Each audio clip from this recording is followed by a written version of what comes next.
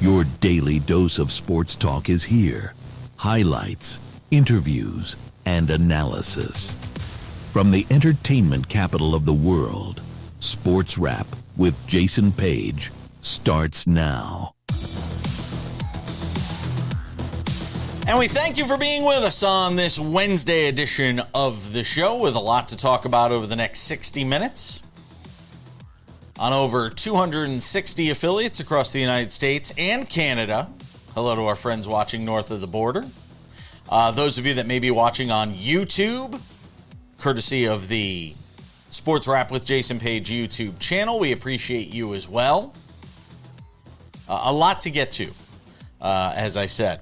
Wednesdays are going to be busy days now because we've got David Aardsma, former big league reliever and closer, for our new weekly MLB segment, SportsWrap Inside Baseball. And we have Kurt Heelan of Pro Basketball Talk at NBCSports.com joining us every Wednesday to talk about the NBA until NBA season winds down. So there is a lot going on Wednesdays. So there was a lot to talk about. Sam Yarnell will obviously be here as well, help us out with the baseball conversation. We've got odds and ends coming up a little later on in the program. But we start things out as we always do on this Wednesday. It's time for the big story. And the big story today begins something a little bit different. I want you to look at your screen. And you'll see somebody on the screen who is not a professional athlete, that is not some star wide receiver, quarterback, or pitcher, or shooting guard. That is Frank Barabbas, who is on your screen. Frank was a friend of mine who was killed by a drunk driver 7 years ago while riding his motorcycle in Connecticut, down on the shoreline in Connecticut. I went to school with Frank. I knew him for a long time. We reconnected after high school, and after not having talked for many years, me and him and a group of other people from high school had reconnected in recent years, and had started, having gatherings and get-togethers and things like that, and we had group texts and things like that. Frank was killed by a drunk driver about 7 years ago, and very rarely does a day pass where I don't have a thought about Frank, whether it's because I think of his mother, who still mourns his loss, his loved ones that still mourn his loss, or when the story about a drunk driver just comes up, my thoughts immediately flash back to the loss of Frank.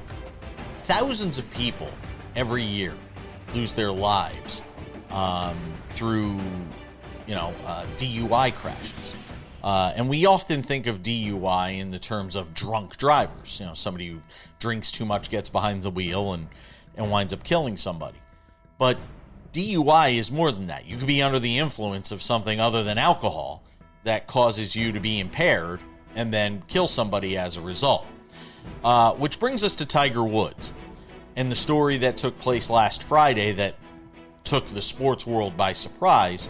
This story of him flipping over his car, Jupiter, Florida, not far from where he lives, passing somebody on a narrow road, clipping the corner of the trailer of the vehicle that was in front of him, or to the side of him in this case, flipping his car over on his side. Thankfully, nobody was hurt. Tiger wasn't hurt. The person whose vehicle he clipped wasn't hurt. But this is now the third time. And there's now been several instances of Tiger Woods putting himself in these sorts of situations where we've been fortunate that so far the only person that's been hurt in these incidents was Tiger, and we're even more fortunate that Tiger hasn't killed himself in any of these incidents. He damn near lost his leg in the incident back in February of 2021 when he basically flung his vehicle off of a cliff and severely injured his leg, something that he's never really been able to recover from. So I bring all of this up in the context of the news that came out yesterday. And there were two pieces of news that came out yesterday when it comes to Tiger Woods.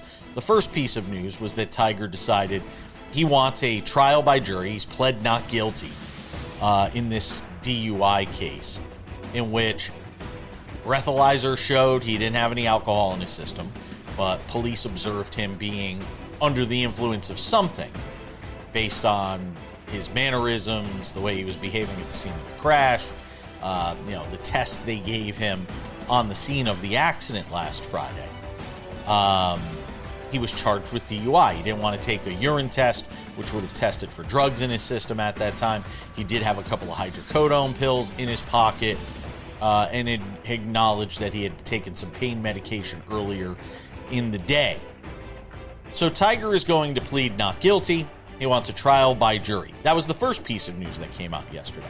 The second piece of news that came out yesterday was Tiger saying that he's going to be taking some time away from golf. And here's the message. You can see it on the screen. I know and understand the seriousness of the situation I find myself in today, Tiger wrote. I am stepping away for a period of time to seek treatment and focus on my health. This is necessary in order for me to prioritize my well-being and work towards lasting recovery. I'm committed to taking the time needed to return in a healthier, stronger, and more focused place, both personally and professionally. I appreciate your understanding and support and ask for privacy for my family, loved ones, and myself at this time. Look, this isn't the first time we've seen this from Tiger. And I really do wish him well. I really do sincerely hope he gets the help he needs. But I am doubtful, at best, given the fact that we've gone down this road before, and clearly the message hasn't gotten through to Tiger on the seriousness of the situation that he discusses here. And that we found ourselves back in this same situation. It's like Groundhog Day. We found ourselves back in this same situation again. I hope he does get the help he needs. Whether that means just staying away from golf altogether. Because clearly some of this is Tiger taking pain medication to try and get himself healthy or pain-free so that he can play golf again, when clearly that is leading to some of the bad decisions that's taking place here. And I don't know what sort of therapy or process he has to go through to maybe figure out that it just may not be in the cards for him to play golf anymore, and that trying to get pain-free in order to play golf anymore, that it just may not be in the cards for him anymore. That's a very painful decision that he's going to have to come to. But it's one that he's going to have to come to if we want to get to a point where he can make himself right mentally so that he stops making these sorts of decisions. And that's the big story. We're going to talk baseball with David Aardsma, our sports wrap Inside Baseball for the first time this season. Is coming up next. Don't go anywhere. Lots more to do.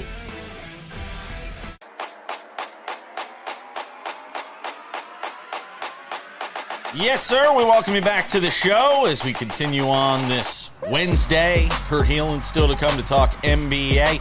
Proud to introduce a new Wednesday segment to the show. Yes, we have the NBA Weekly with Kurt Heelan of Pro Basketball Talk at NBCSports.com, but we also talk baseball now on Wednesdays, and that means it's time for the Sports Wrap Inside Baseball. And yes, we are here with our friend, the one and only David Aardsma, former big league reliever and closer, is going to be hanging out with us every Wednesday on the show. Sam Yarnell as well, as we go inside baseball every Wednesday here on the show. All right, ABS. I made this comment yesterday to start the show in the big story, guys. It's all fun and games, and it's cute, and all the fans are cheering. You could already see the umpires are pissed. They're tired of it. They don't want to hear it. You got Mike Esterbrook snapping on the Yankees dugout the other night. This thing's going to come to a head one way or another, and I don't know what it means long-term for ABS and how it's implemented and how it's used.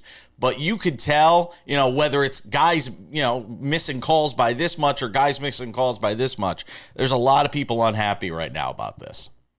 It's new. It's never going to make everybody happy, and umpires for sure not happy about all this. But be better at your job. How about that? Be better.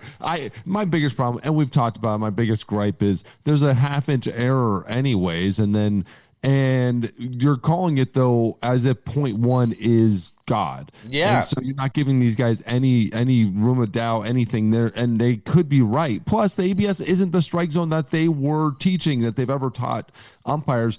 There's so many problems with the system itself that this thing, it has to get hammered out.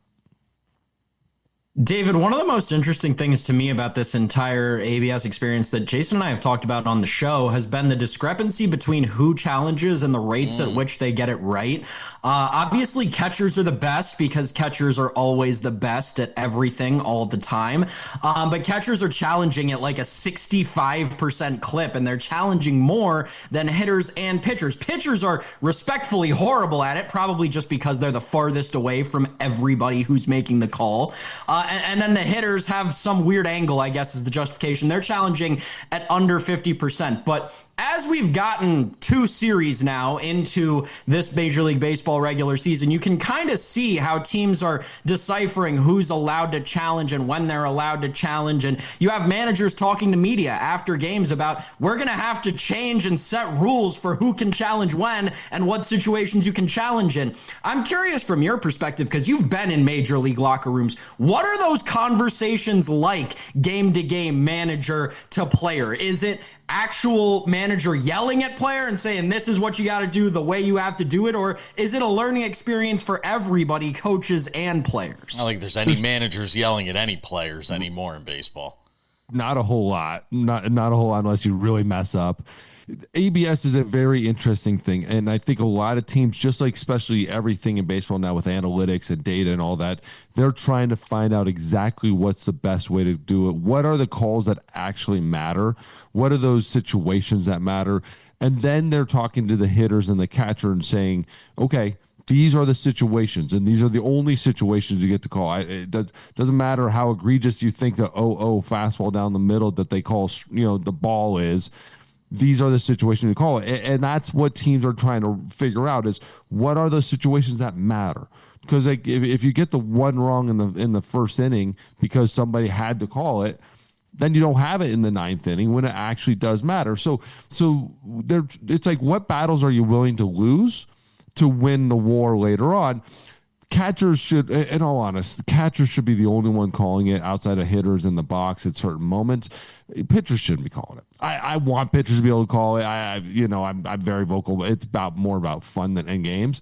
The catcher knows the strike zone better than anybody, and they should know the strike zone better than everybody. They might not be better than everybody, but they know the strike zone better, and it should be their job to know that situation. It's just, this is kind of fun that you're seeing. This is all in the hands of the players. This is the players making the decisions, not the dugout. And the last thing I want is that dugout making these decisions, because it's kind of fun to see who's going to call a win. Max Fried, by the way, one of the rare pitchers that got one right last night, tapping his head, looking for a review. We're Inside Baseball with David Aardsma, hangs out with us every Wednesday on the show. I'm curious to get your thoughts on CB Buckner, because he's had a rough go of it behind the plate, and then last night, first base, just missing a guy flat out stepping on the base, and Jake Bauers. I just wonder, is there any, again, I've talked about this a million times before, and this is a question for Dale Scott, our friend, former MLB umpire who comes on the show. Where's the accountability going to come from? For these guys. And one of the things I like about ABS is that it potentially is going to flush out these bad umpires. But this is a whole nother ballgame when you've just got him not even looking at first base and then saying the guy didn't step on first base. That's the biggest problem, is not looking at first base, saying he didn't step on first base, calling him out when everything is everything about it is egregious. You're not doing your job, and you got the call wrong. We can all own it if we're looking at the baseball and we didn't see the guy go to first base. You can call time, go talk to the other umpires, see if somebody saw it or whatever, and then make the correct call. This is the one that's going to flush out, is the umpire that thinks they saw everything and knows he didn't and still just makes a call anyways. Like with today's day and age, with how many cameras there are, why are you making a call? I guess the only thing is sometimes you have to make a call, because even though you don't see it, and then it can be reviewed anyways. But CB Buckner, I'm just going to say it straight up, should be suspended at the very least. Should have a harsh talking to, whatever you want to say it. But he had missed, 6 calls the other day, something like that too. And like a couple of them were legitimately middle of the zone, not even corners. I give a lot of these guys credit. They're missing 0.1 or whatever it is, corners. Those are tough calls. but he was missing easy, straight up strikes. Final minute. There you go, Sam. Yeah, it's interesting. I wonder if he gets the Angel Hernandez treatment, kind of to your point, Jason, that just and David for that matter, we just got to kind of keep it quiet and just stay out of baseball. David, I'm curious, just overall, how do you think this is going to change? I know there's been a ton of analytics already put out about younger umpires are getting calls correct more. They're getting less overturned calls. How do you think this is overall going to change the relationship between players and umpires? 30 seconds. Oh, the relationship. I don't know how much is going to change too much. Again, umpires are out here battling. They're doing what it is. I think the relationships should be good. You actually should have better relationships with these guys, knowing how tough some of these calls are. The younger umpires are getting it right because they had gone up through the system. They've seen it. Just like with the game clock early on, younger players got that a lot easier. All right. A couple more things to get to with David. We'll get to them, get to some of the teams that have made news over the first week of the season. Stay with us.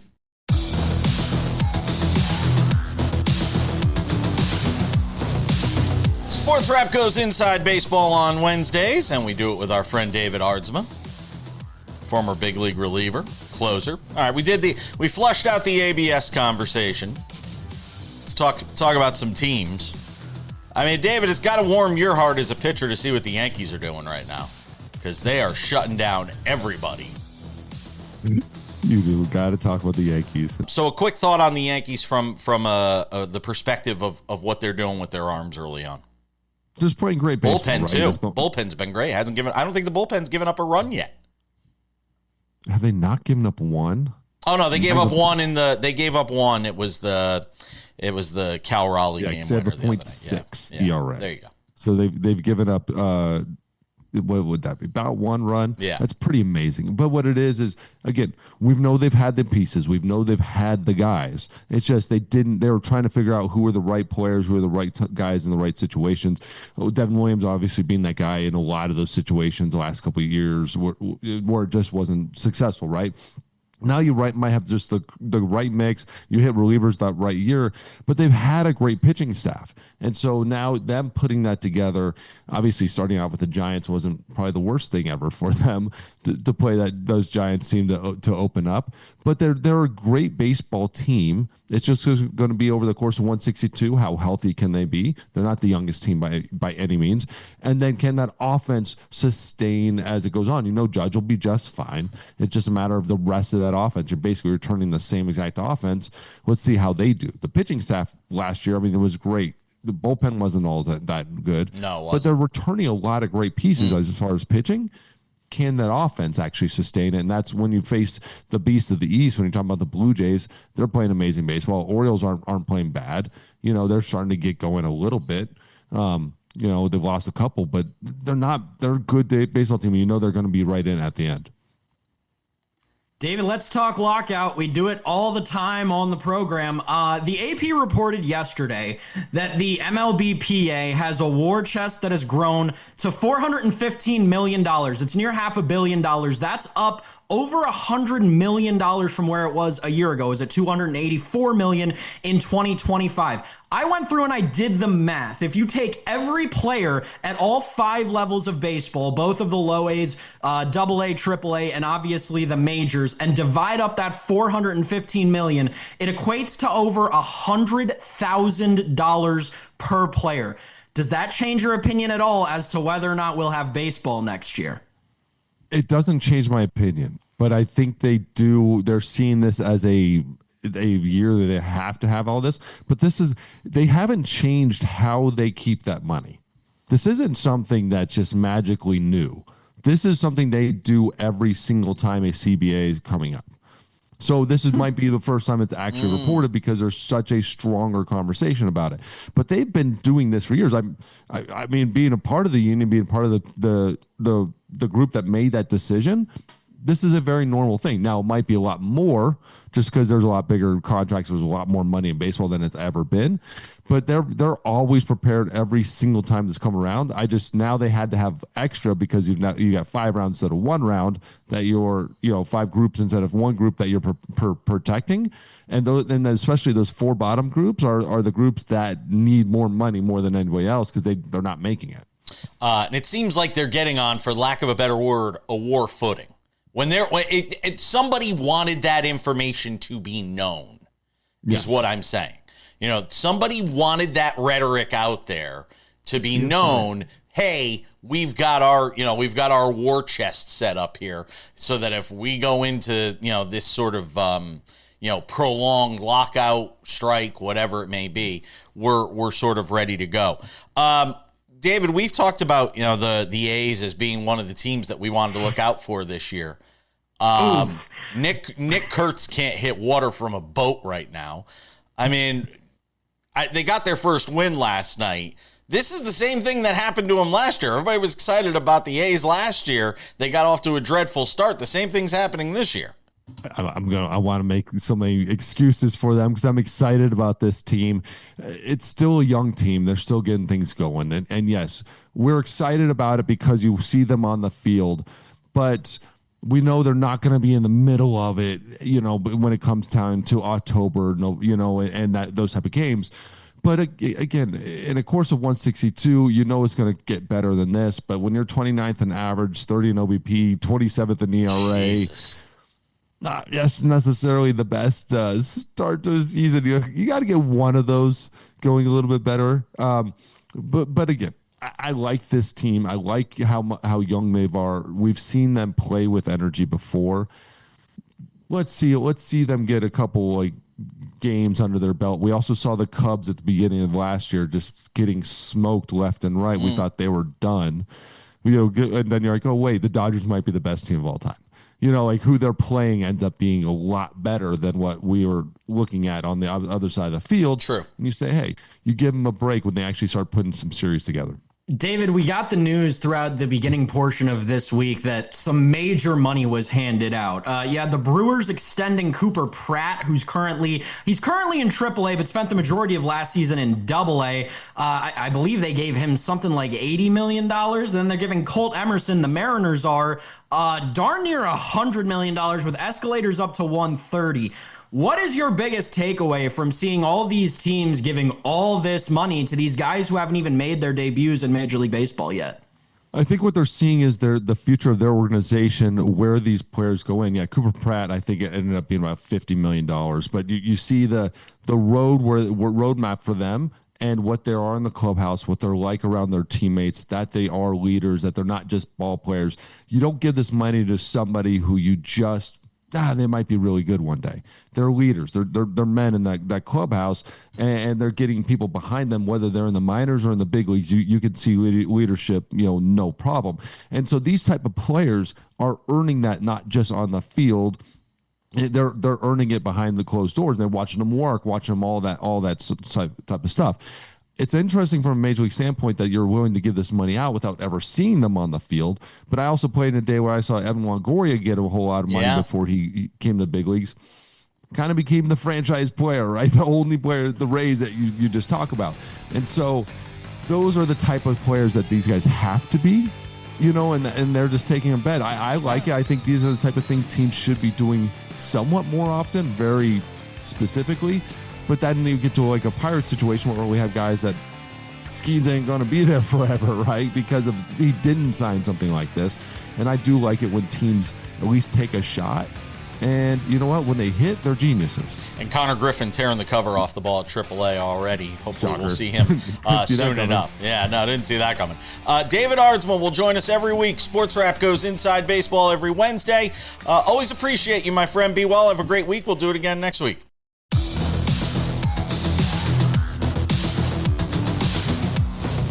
From baseball and David Aardsma to our SportsWrap NBA Weekly. It's time to talk hoops with our good friend Kurt Heelan of Pro Basketball Talk at NBCSports.com. I got to be honest. I keep it a buck, as my friend Vlad would say. Baseball started last Thursday or Wednesday or whatever it was. And it has diverted my attention from the NBA. And I was so plugged in all season long to the NBA. And it's not that I've completely unplugged. I've been watching games here and there. But you notice you haven't gotten as many text messages from me over the last 5 or 6 days. It's because it's between the NCAA tournament and baseball starting. I haven't been as plugged in, paying attention, but not as plugged in as I would typically be. So I want to start on a couple of individual fronts in the awards season, because I was just saying to you off air, I was shocked to look at the MVP race this morning and find in the odds over on FanDuel that Shai Gilgeous-Alexander's minus 450 and Victor Wembanyama's plus 350. The number hasn't been this close between those two all season long, it feels like. Is this the politicking? Is it the pure numbers? How is this number tightened as much as it has, Kurt? Wembanyama's got a good case and is really upped his game. There is a recency bias that comes in for voters, even though we try to avoid it. It does come in, and Wemby has been on TV more and putting up 41 last night again. I mean, against the Bulls, but it still counts.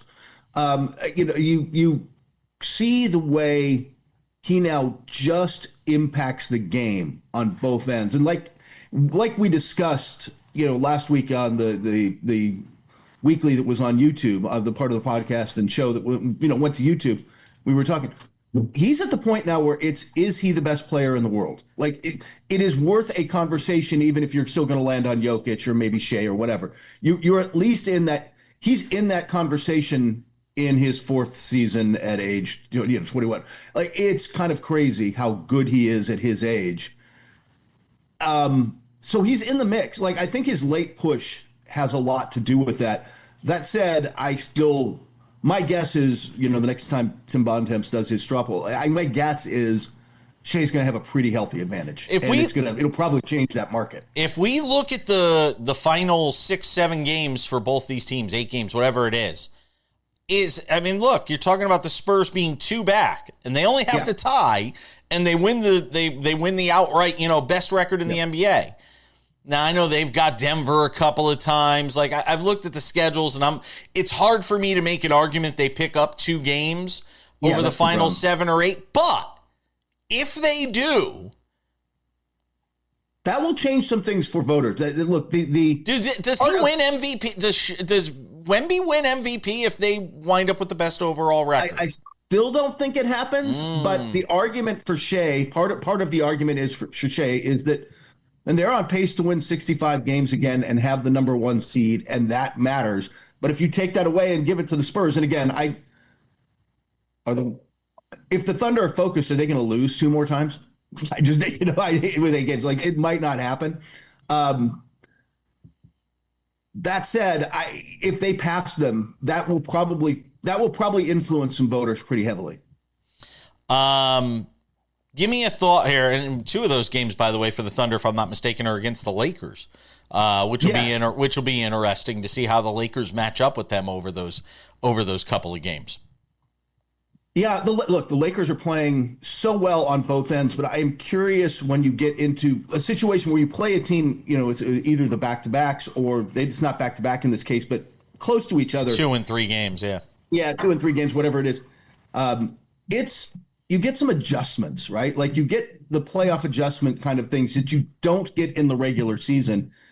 And I think that's always been the concern with the Lakers end, which is as good as they are running right now and as good as their defense is playing, you let me target them for 7 games and I can go after – I can set up sets to go after, especially Reeves. I can make Luka work harder on defense to tire him out. I can kind of try to expose on DeAndre Ayton and frustrate him. There's things that you can do that don't really happen in a 1-game one-off. So I'm curious how that shakes out. But yeah, I think those games matter a lot for the Lakers because there's still a sense. Look, I'm talking to somebody I trust yesterday, and he's like, they can beat Houston in the first round. Minnesota's a toss-up. They lose to Denver. The belief is they're still not that great. They're not in the upper tier. If they want to make that case, those games can help. I think they can beat Denver because our argument is them not being athletic enough, in terms of, if they got to race up and down the floor with these younger teams.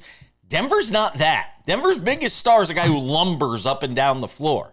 I think they could actually hang with Denver for 7 games. Just my thought. I want to get your opinion on this Steph Curry situation because I was shocked when Steve Kerr came out and said, look, we're not just bringing him back for the play-in. If he can't play meaningful games before the end of the season, we're not just going to bring him back for the play-in. That took me by surprise. I thought they would just hold him out, have him scrimmage, have him do whatever. But it sounds like if he can't go and play a couple of games before the end of the season, he's not going to play in that play-in game. What's your sense here, and what are you hearing in terms of Curry right now? Curry will probably be back Sunday when they face the Houston Rockets. Kerr said officially he is out tonight against the Spurs. Bet the over on whatever Wemby's going to. They don't have anybody who can slow him. Oh, my God. Yeah. Well, who does? But especially that team. Number two, then they play Cleveland on a back-to-back. He's unlikely to play in that one. But then they're off until Sunday. And I think that's when you could see him back. And that gives him 5 games, if he plays in all of them, down the stretch to kind of get his legs under them so he's ready to be eliminated in the first or second round of the play-in. Well said. Kurt Heelan's going to hang for one more segment, more NBA talk. It's the Sports Wrap NBA Weekly.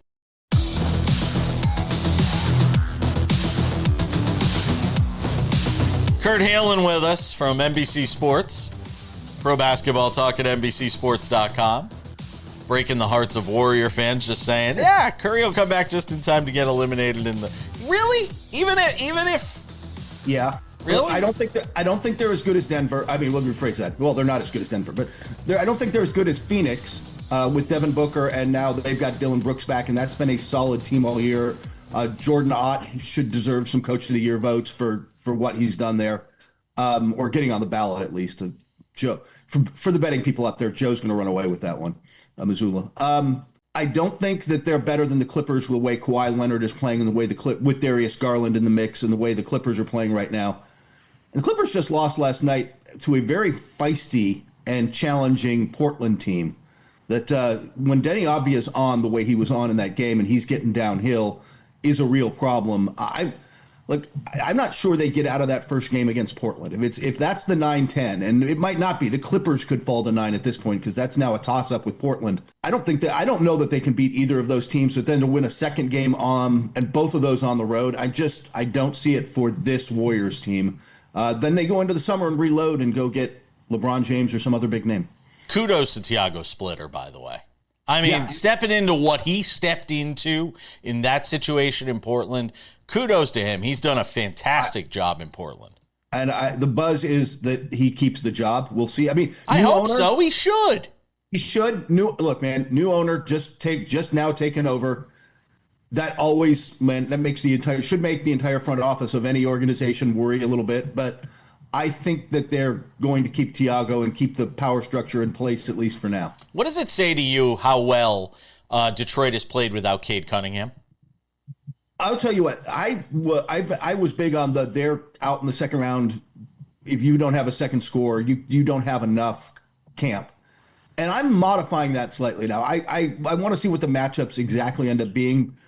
But if they get, look, it looks like, assuming things follow, look, the top 4 in the East, I think, are better than the 5 and below. So if assuming Cleveland gets through as the 4 and Detroit's the 1, I before thought Cleveland could get that, especially with Jared Allen back, but I'm now not convinced. The way they defend, they do this, they've got enough shot creations. Dennis Jenkins has been phenomenal for them out of nowhere. And now you got to wonder, his confidence in his step up and play gives them a guy they can lean on a little bit as a second creator in the playoffs. Their defense, like I said, has been locking teams down. And suddenly, I still don't think they're the best team in the East. I still don't think they beat by Boston or New York if whoever comes out of that 7-game battle. But I do think that they could reach the conference finals, which would be massive for them. Couple of interesting sort of half off the court issues. Mark Cuban talking about regret in selling to the Adelsons and Dumont and sort of everything that's sort of transpired since then. He dragged Jason Kidd into it, and Kidd clearly wasn't thrilled about that. What was your big takeaway of what Cuban was trying to express in that? I wish I still had control of basketball operations. Honestly, I think that he thought for a long time up until till it was too late to get out. And he didn't, what he said is he didn't regret selling, remember? He enjoys the large windfall to his pocketbook. and the day-to-day stress of running, the team. But he wanted to have some say in basketball operations. He has none, and that, of course, is part of what led. I don't think any of us disagree. There's 0.0 chance they trade Luka, right? If he's on there, so I think that's it. I think he just he talks about in there the toll of the emotional investment in that same interview. It's like, yeah, it's just you're up and down like a roller coaster with the team every night, and you're living and dying with it, and it's just a lot. And the weird thing about it, I don't want my kids to work for the basketball team, which was interesting, but I think he also misses that. With that intensity comes some highs and lows, but especially highs that I think in retrospect, he just misses. The Jaden Ivey story with him being cut loose by the Bulls. I mean, it sort of came out of nowhere for me. I actually didn't even, of all the people in the world, I didn't even know about sort of the gibberish that he was sort of spouting, and I'm clearly unrighteous. So I'm trying to sort of piece together how we got to a point where this thing got to a level where they said they just had to cut him altogether. And now you've got, other players around sports who are trying to support him, but kind of not support him. Yeah. What is this? Like, how did we get here? It starts here. He only played 4 games for the Bulls after playing a limited role in Detroit this year. He has had a left knee issue he's had some work on it. It has not gone away. And he's just not as explosive. He is not the same player. He has not been as good on the court. To the point Detroit gave up on him, got him out at the trade deadline in the Vucevic deal. And the Bulls played him 4 games. So he wasn't impacting anything on the court, and he is what would have been a restricted free agent at the end of the year. And the Bulls are like, is it? So he's already kind of on this edge of like, are they going to pay him? Are they going to bring him back? How's that going to go? And then he goes on a rant that kind of goes at look, man, it's a business at the bottom line. And I'm not even going to get into how wrong I think what he said is said. He said a couple of things that were pretty horrific. He also said, by the way, he's had suicidal thoughts and points and all that stuff, which is, I hope he's getting some help for whatever he needs. If you're insulting a part of the fan base and being a distraction and you're not good, you're done. It doesn't really, honestly, it doesn't matter what the sport is. If you're on special teams in the NFL and you're suddenly a social media pariah, dude, you're done. Like, you're not worth keeping around. I can replace you. And that's where he is. And Ivy's got to do something because he's now an unrestricted free agent, and who's going to pick him up? Going to be very interesting to watch. Kurt Halen, Pro Basketball Talk at NBCSports.com. Always appreciate you in the NBA Weekly. Hey, anytime, buddy.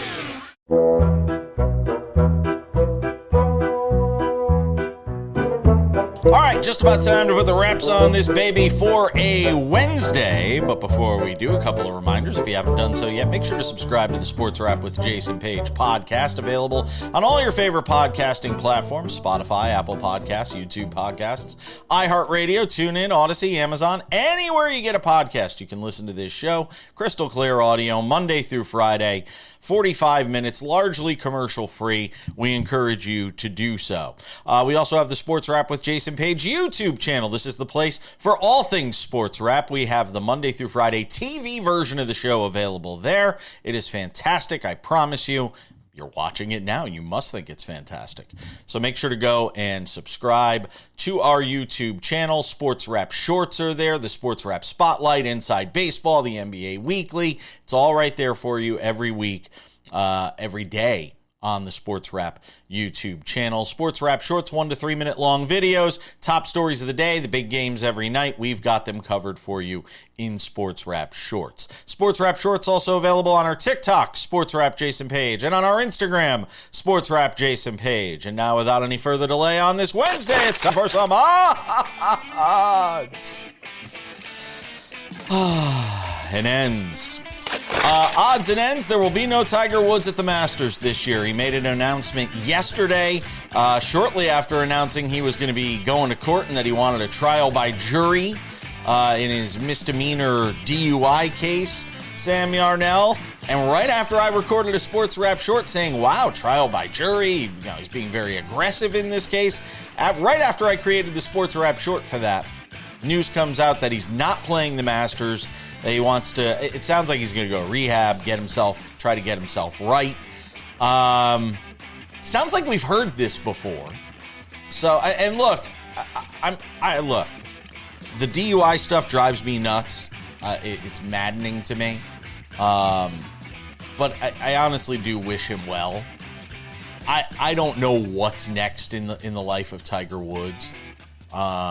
It just goes to show you that all the money in the world can't buy you sometimes the things that we all think it would buy you. Just from a human level, looking at this story and sort of everything that's gone on in this guy's life over the last 20 years to where we are now. And I keep asking the question, how did we get here? And it's a whole different analysis on how we got to where we are right now. But Tiger Woods not playing the Masters. Sam, your thoughts? Yeah, I mean, tough. It is, reassuring that, we talk so much about, like, just from a human aspect, it's tough having these people, out in society. It's good that he'll get help and hopefully become somebody who's, more acceptable to society again. Because, that's not. And I think everyone kind of agrees. It's just not. So, yeah, it's good. I feel really bad for Charlie Woods. I can't imagine, this must be a really tough time for Charlie Woods, who is also, a very good golfer, has absolutely nothing to do with this, and now is getting started with his Division I men's golf career. It's just a tough time for all that to come together.